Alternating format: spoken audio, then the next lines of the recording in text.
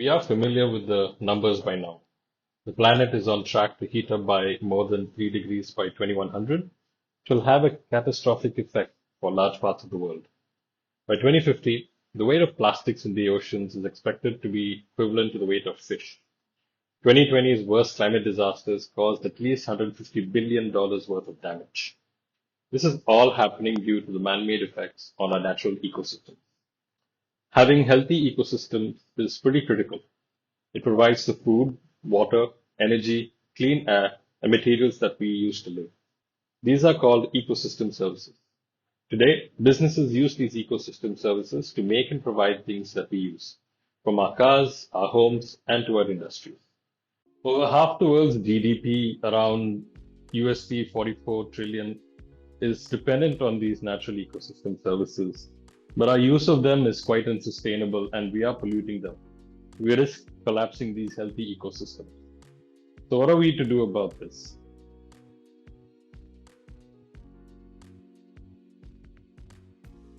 Hi, I'm Shravan.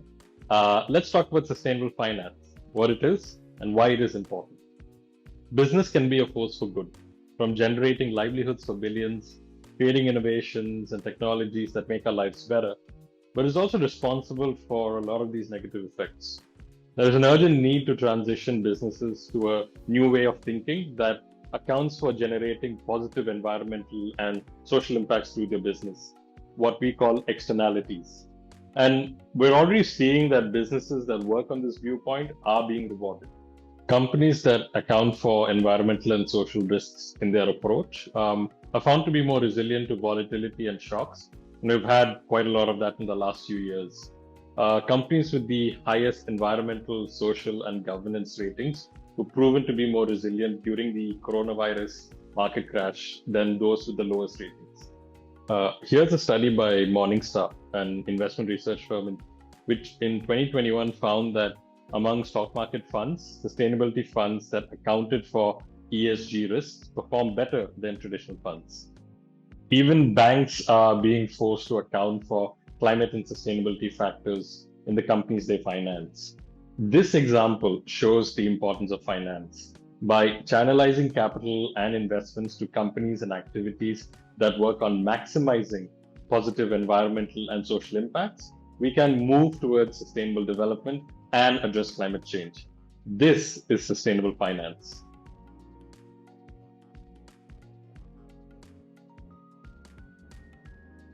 We need to look at sustainable finance in two ways. The first is capital that encourages businesses to invest and adopt into more sustainable or green or climate-friendly practices, solutions, and technologies, positive social behaviors, and good governance approaches. We call this environment, social, and governance financing, or ESG financing for short. The second is capital that helps to develop and build the innovations we need to transition to a more sustainable world. We call this impact investing. While both of them work towards the same goal of mainstreaming sustainability and climate action, these two take two very different approaches and use different types of financing instruments.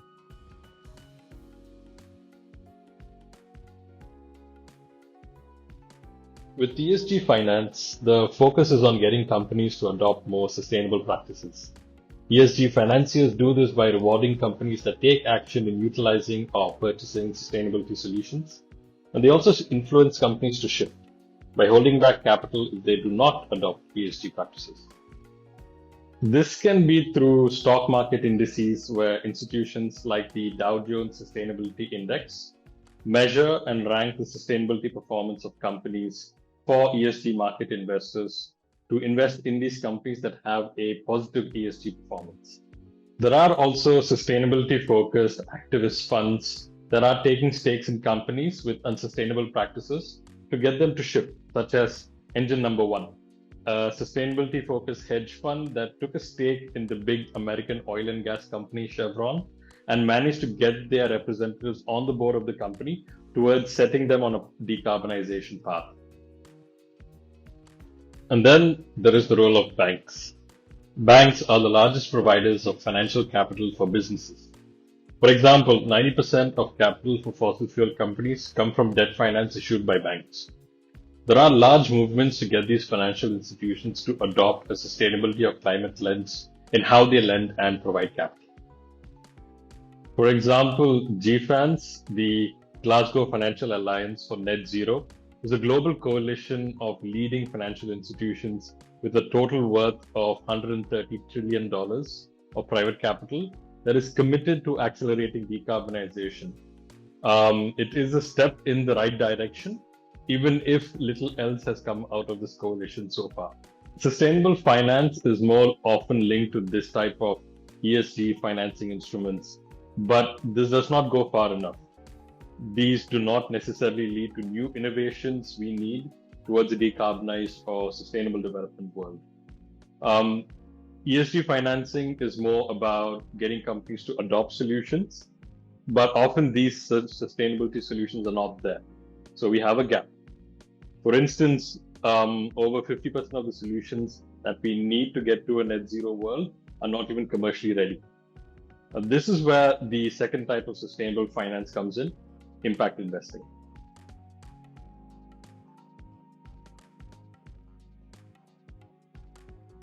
Impact investing is when financing is provided to sustainability or climate solutions across different stages, from idea to prototype to commercialization and then scale. Think electric vehicles, solar farms, plastic alternatives, and things like that. Impact investors, in effect, are backing the sort of sustainable innovations that ESG financiers want companies to adopt. To understand why impact investing is a category of its own, it's important to understand the nature of sustainability innovations and technologies. Sustainability solutions are harder to adopt because they are replacing an existing solution or technology that has been around. Think electric vehicles replacing the internal combustion engine cars. They're often more expensive than those existing alternatives to purchase, even if they may be cheaper when used. And price and convenience drives most purchasing choice. Even though it should be, sustainability benefits are not high on the priority to purchase for most consumers. Impact investing exists to provide financing and capital in terms and structures that allow sustainability companies to navigate these difficulties before they become mainstream. From reduced expectations of returns, longer payback periods, and even flexibility in how returns are generated. There are broadly three common funding instruments that are used in impact investing: grants, debt, and venture capital. Grants often work in early stages of getting solutions to prototype or even in early commercialization. They are an early stage sustainable finance instrument. They are termed as risk-free because they have no expectations of return. And grant funders mainly focus on the innovativeness and the potential of a solution, but they are not deployed in large amounts. For that, we have instruments like debt, where investors lend money to borrowers in the form of loans, and that money is repaid later with interest. This is an important instrument, especially for sustainability and climate solutions, because they are hardware-based and asset-heavy. And often loans are needed to purchase materials or get working capital to deliver their solutions. And then we have venture capital funding, where investors take an equity stake in a company against an expectation of return. And this plays a big role in impact investing. They operate across all the stages of a company. Angel and seed funds operate at the early stage. Expansion funds invest in high potential, technologically validated solutions to get them to commercialization. And growth stage funds invest into sustainability solutions to become more mainstream. Each type of fund invests based on different reasons, but the common factor is that sustainability or climate venture capital focuses on the amount of sustainability and climate impact being generated by a solution, along with getting a financial return, which can be with a long-term lens. But the needs of supporting sustainable innovations and activities requires more. Take, for example, the preservation of natural ecosystems such as mangrove forests. They do not generate direct financial returns in the way that we are familiar with, but they are important for the biodiversity of forestry products and even as a flood barrier that reduces damage to towns and cities. The traditional forms of financing, even with some concessions for sustainability impact, really do not fit with this.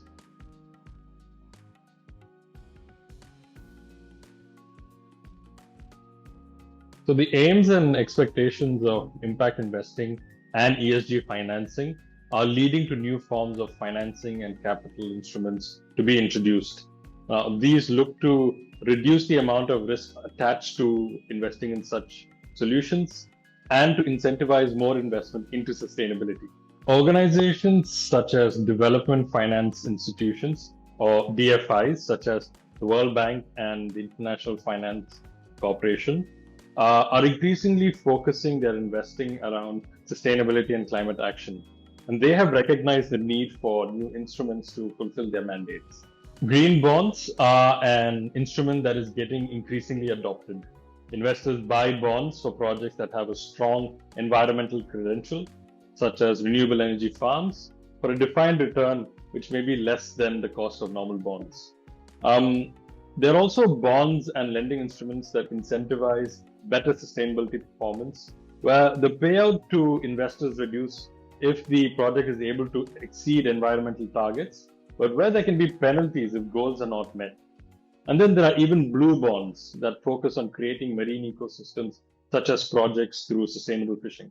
DFIs like the World Bank and IFC are also pioneering approaches to reduce the risk for other lenders to provide loans and investments, such as through a loan guarantee or loss default guarantee scheme, where these DFIs support projects by covering debts that they need to be repaid to investors if those projects or companies cannot pay it back. This form of risk mitigation financing is really important for scaling early stage but high potential sustainability solutions. Funders in emerging economies such as Asia, Africa, and Latin America in particular are creative in merging the value of sustainability financing instruments, patience, flexibility, and reduced returns, with impacts created to be relevant to the business context in these places. Mezzanine financing, for example, is a set of investing approaches that mixes debt and equity to provide flexibility for a solution and its investors based on the progress of a company. For example, a debt obligation can be converted into equity through a convertible note. Deferred interest payments is one that allows for patience, where sustainability companies only need to start paying interest payments after a certain period of time after receiving a loan, or at a point when their revenues can sustain such payments. Performance-based lending is a form of debt where the returns on interest match the performance of the solution, example through additional income or cost savings. A lender will only get a percentage of the additional income or cost saving realized through using the sustainability solution, and it's not a fixed rate. This makes it easier for the borrower to pay back the loan. And then there's the opportunity offered by carbon markets. Carbon credits have been around since mid-2000s, where credits are given for avoiding or reducing carbon emissions through afforestation, renewable energy, and even direct air capture projects. In particular for agriculture, community development, and direct air capture projects, carbon credits can be a significant source of revenue for practicing climate positive practices. It has faced a lot of issues on whether these paid credits actually lead to an impact, but recent moves towards compliance credits, which are issued by and tracked by governments, and mandated GHG reductions of industries by those same governments, have the potential to strengthen and improve the governance and credibility of carbon credits, and accordingly their value.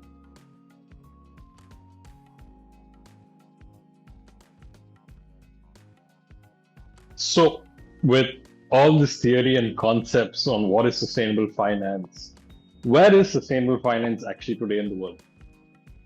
It's relatively new, it needs to grow, but we can see through some of the more significant sustainable financing structures that there is some promise. The green debt market, which includes green and blue bonds, has got to around $700 billion in 2021 from $550 billion in 2020. 478 million carbon credits were issued in 2021, which helped to generate funding of around $1.8 billion for climate action projects globally. This is a 55% growth from 2020. Climate venture capital has grown about 200% between 2020 and 2021 to reach almost $40 billion in investment. Now, this accounts for 20% of all venture capital, which is a significant proportion. Funding from development financing institutions reached $124 billion, but this was mainly towards socially focused impacts. Only about 10% of this went towards supporting environmental projects, but we're seeing that this number is increasing. These are not all the amounts of money that have gone into sustainable finance, but they are reflective of the progress and growth we have seen in recent years.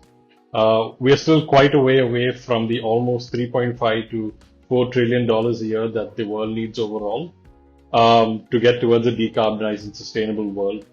But that is really because sustainable finance is a new approach and concept. But if you see the rate of growth, sustainable finance has the potential for an exponential increase in the coming years to get closer to that target and to provide more capital for more sustainability solutions to go mainstream. Thank you, and I hope you found this useful.